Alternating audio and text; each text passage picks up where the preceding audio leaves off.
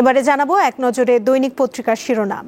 আমাদের হাতে রয়েছে প্রথম আলো পত্রিকা, যার প্রধান শিরোনামে আমরা দেখতে পাচ্ছি অভিন্ন দাবিতে একযোগে বিক্ষোভে নামছে ৭টি দল। বিক্ষোভ কর্মসূচি ঘোষণা করেছে জামায়াত সহ ৪টি দল। আজ আরও ৩টি দল কর্মসূচি দেবে।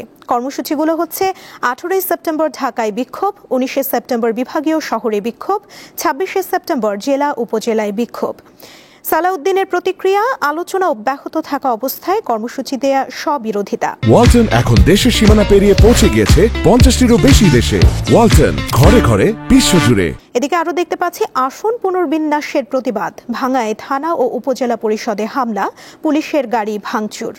প্রথম আলো পত্রিকার আরেকটি শিরোনামে আমরা দেখতে পাচ্ছি এই সরকারও পুরনো পথে, প্রশাসনে পদ ছাড়াই পদোন্নতি। উপসচিবের পর অতিরিক্ত সচিব পদে পদোন্নতির আলোচনা শুরু। পদোন্নতির পরও অনেক কর্মকর্তাকে আগের কাজই করতে হয়।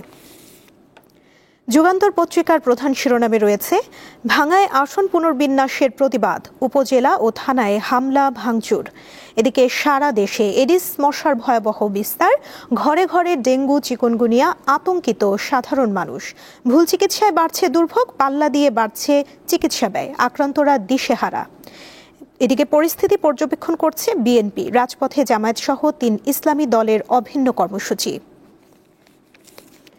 কালের কণ্ঠ পত্রিকার প্রধান শিরোনামে আমরা দেখতে পাচ্ছি রাজনৈতিক অস্থিরতায় শঙ্কিত ব্যবসায়ীরা, অর্থনীতি বাঁচাতে স্থিতিশীলতা জরুরি। এদিকে অভিন্ন দাবি ও সময়ে জামায়াত সহ ৪ ইসলামী দল আন্দোলনে যাচ্ছে। জামায়াত আমিরের সঙ্গে শিল্প মালিক প্রতিনিধিদের সৌজন্য সাক্ষাৎ। হামলা ভাঙচুরে রণক্ষেত্র ভাঙা, সংসদীয় আসনের সীমানা পুনর্বিন্যাসের প্রতিবাদ। আমার দেশ পত্রিকার প্রধান শিরোনামে রয়েছে খুন সন্ত্রাসের মাফিয়া ডন আসাদুজ্জামান কামাল, গণহত্যা, গুম, ক্রসফায়ার, অপহরণ ও বিরোধী নেতাদের দমনের নির্দেশদাতা।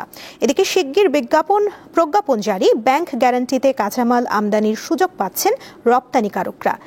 আরও দেখতে পাচ্ছি মাহমুদুর রহমানের জবানবন্দি, শেখ হাসিনার ফ্যাসিবাদ ছিল পরিকল্পিত। দেখে নিলাম আজকের দৈনিক পত্রিকার শিরোনামগুলো।